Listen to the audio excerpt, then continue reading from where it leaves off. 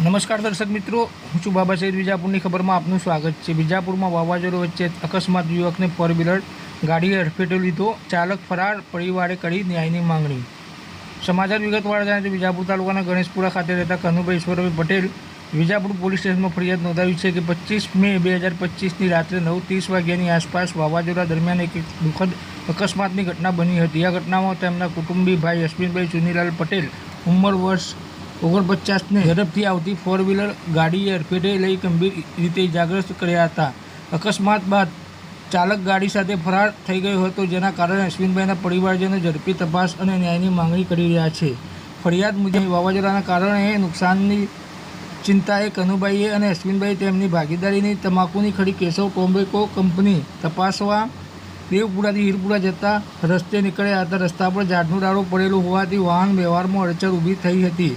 અશ્વિનભાઈએ આ ડાળું હટાવવાનું શરૂ કર્યું હતું, જ્યારે કનુભાઈ બાજુમાં ઊભા હતા. આ સમય દરમિયાન દેવપુરાથી હીરપુરા તરફ જતી એક સફેદ રંગની ફોર વ્હીલર ગાડી ઝડપથી આવી અને અશ્વિનભાઈને પાછળથી ટક્કર મારી. ટક્કરથી અશ્વિનભાઈ દૂર ફંગોળાઈને રોડ પર પટકાયા હતા, જેના કારણે તેમના જમણા પગ, હાથ અને માથાના ભાગે ગંભીર ઈજાઓ થઈ હતી, તેમજ શરીરના અન્ય ભાગે નાની મોટી ઈજાઓ અને ઘસરકા થયા હતા. માથામાંથી લોહી નીકળવા લાગ્યો હતો. અકસ્માત બાદ ગાડીનો ચાલક ગાડી ધીમી કર્યા વિના હીરપુરા તરફ નાસી ગયો હતો. કનુભાઈએ ગાડીનો આરટીઓ નંબર જોઈ શક્યા ન હતા, પરંતુ ગાડીનો રંગ સફેદ હોવાનું નોંધ્યું હતું. નજીકના ગેરેજના માલિક પિનાકીનભાઈની મદદથી અશ્વિનભાઈને તાત્કાલિક વિજાપુરની ખાનગી હોસ્પિટલ ખાતે લઈ જવામાં આવ્યા હતા, જ્યાં પ્રાથમિક સારવાર બાદ તેમની ગંભીર હાલતને ધ્યાનમાં લઈને અમદાવાદની ખાનગી હોસ્પિટલમાં દાખલ કરાયા હતા. હાલ તેમની સારવાર ચાલુ છે. આ ઘટનાએ અશ્વિનભાઈના પરિવારજનોને ઊંડો આઘાત આપ્યો છે. તેઓએ પોલીસ પાસે ઝડપી તપાસની માંગણી કરી છે અને અજાણ્યા વાહન ચાલકને ઝડપી પાડી ન્યાય આપવાની વિનંતી કરી છે.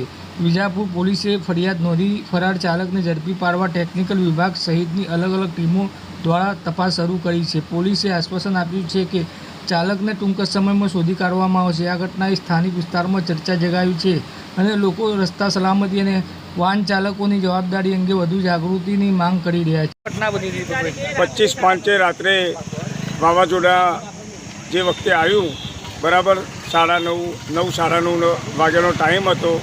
એ વખતે એક ઝાડનું ડાળું પડ્યું હતું અને અશ્વિનભાઈને અહીંયા સમાચાર મળ્યા એટલે ડાળું આઘું કરવા માટે અશ્વિનભાઈ પોતે અહીંયા હતા એમના મજૂરો સાથે, અને પૂરપાટ ઝડપે કોઈ કાર આવી વ્હાઇટ કલરની અને અશ્વિનભાઈને ટક્કર મારીને કાર જતી રહી. કઈ બાજુથી કાર આવી રહી? કાર આવી વિજાપુરથી આવી. આ બાજુથી? હા. બાજુ જઈ રહી. શું પછી એના પછી કારનો ડ્રાઈવર કે કાર પકડાઈ ખરા? નહીં, કોઈ કાર પકડાઈ નથી કે કારનો ડ્રાઈવર પણ હજી સુધી આવ્યો નથી. એટલે અશ્વિનભાઈને પછી સારવાર માટે ક્યાં લઈ જવામાં આવ્યા? અશ્વિનભાઈને વિજાપુર લઈ ગયા, ધ્રુવા હોસ્પિટલમાં, ત્યાંથી કેડી હોસ્પિટલમાં અમદાવાદ લઈ ગયા. હાલ એમની તબિયત કેવી છે? હાલ એમની તબિયત 50% નોર્મલ છે.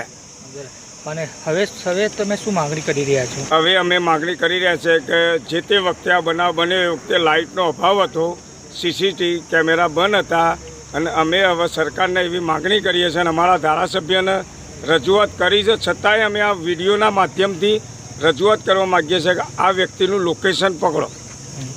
હાલ કોઈ તપાસ માટે આવેલા છે? હા, પોલીસ તો એની રીતે આ બીજી વાર 3 વાર પોલીસ આવી ચૂકી છે અહીંયા તપાસ માટે.